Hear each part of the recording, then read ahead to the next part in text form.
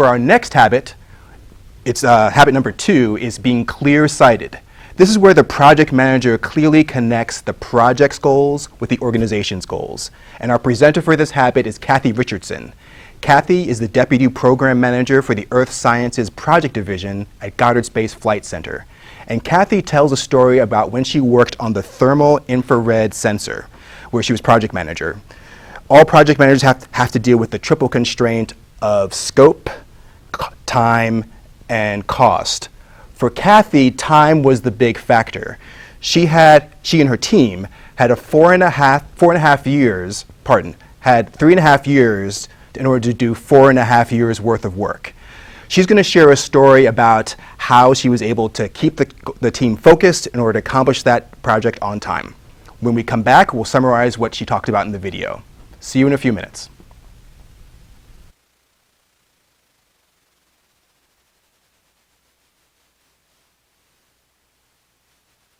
Sure. So there's an obvious example in my career when I had to be clear-sighted, and that was back in about 2010. I was the instrument manager for the thermal infrared sensor, which was TIRS, on the LDCM mission.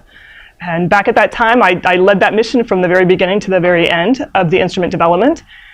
We were turned on very late in the process. There were 2 instruments on the LDCM mission, and I think the other instrument had already been going for at least a year, maybe more.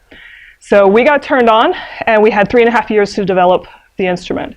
Independent estimates showed that we needed about 4.5 years to do that, so we were 1 year short and had 3.5 years to make that up. Our primary stakeholder, headquarters, told us that we had no more time, no more money, and that was very clear, that we were not going to get any more resources than what we were originally given. So it was my job to figure out how to make that happen, how to end up with an instrument being delivered in 3.5 years. Pretty simple to be clear-sighted. The message was very clear. Our goals from our stakeholders all across the board were clear. Headquarters knew exactly what they wanted. We had very clear requirements.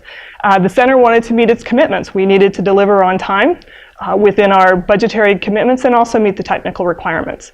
As far as communicating to the team, that was simple. We either delivered in 3.5 years or we didn't get to fly on the spacecraft. We would miss our ride. And so I broke it down and figured out how to get the team to go to smaller milestones, one at a time, and make up the time and deliver in 3.5 years. So we did a lot of things to do things a little bit differently. In order to compress the schedule, there were a lot of things that we started from the very beginning and went through to try to get our team to think differently and to do things a little bit differently. One of the things when we got in trouble about the INT time frame, we realized that we were behind schedule. We really needed to pull back some time. So I pulled together all of my systems engineers, all of my discipline systems engineers, and challenged them, take a look at every single test that we have from now until the very end of this instrument development. What can we pull out? What happens if we don't do this particular test?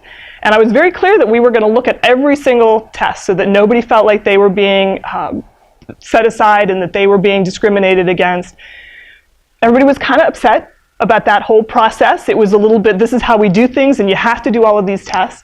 But once I put it in the term of risk, how much risk is there if we don't do this test, or if we do a modified test, or if we do something a little bit different? Once I put it in those terms and also communicated that the project management that we were going to take on that risk, all I needed for my technical folks was to communicate clearly to me what that risk was. Then it was going to be my risk to take. The team really engaged, and we were able to find at least one test that we cut out completely, very minor risk that we ended up taking, cut out a month of our schedule. So at the very beginning, we all knew schedule was going to be a challenge. And that was something that isn't necessarily what's normally the big challenge. A lot of things are cost focused, and so we're always looking at saving cost. Since we were looking at schedule first, schedule, I asked for 40% contingency, cost contingency at the very beginning. That allowed me to do parallel paths. That allowed me to spend money to save schedule. Also a different kind of approach that a lot of the engineers weren't used to, and that was also something that, hey, schedule is important. You might be saving a week, or you might be saving $20,000, but if it's costing you a week, that's a terrible trade, and we really needed to put the emphasis on schedule.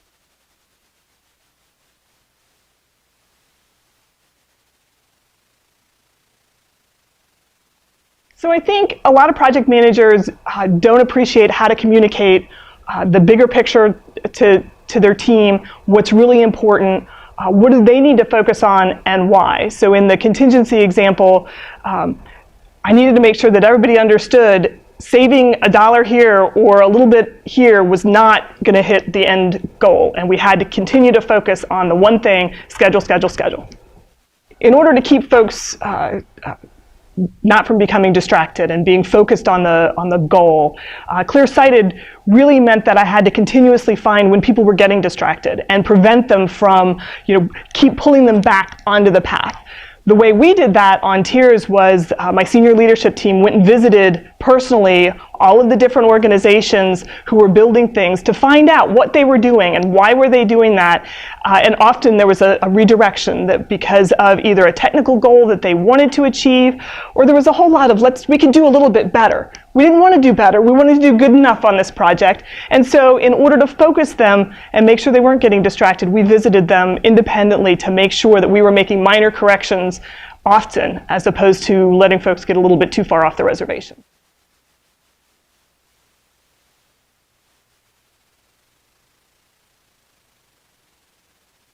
So I think I became focused on being clear-sighted because that's what I appreciated from previous project managers. If I understood where I was in the big picture and what I needed to do to be able to hit that goal, that motivated me and that allowed me to make suggestions and to be more productive and more efficient in what I was doing. So just learning by example through project managers that did that for me, and also project managers that didn't do that so well for me, so that I found sometimes I wasted a week doing something or wasted some time when it really didn't fit into the overall goal. And if I had understood that vision, it would have been a whole lot easier for me to help be more efficient within the project. Welcome back. To summarize the highlights of our conversation with Kathy Richardson, it is to tell your team what to focus on, tell your team what to focus on, and tell your team what to focus on. Be ruthless and repeated about that. And then also remove distractions from that focus. And in Kathy's example, that means literally spending time, getting out of your office, spending time with your team to know what they're working on so that you can direct them back towards the main goal, which in her case was schedule, schedule, schedule.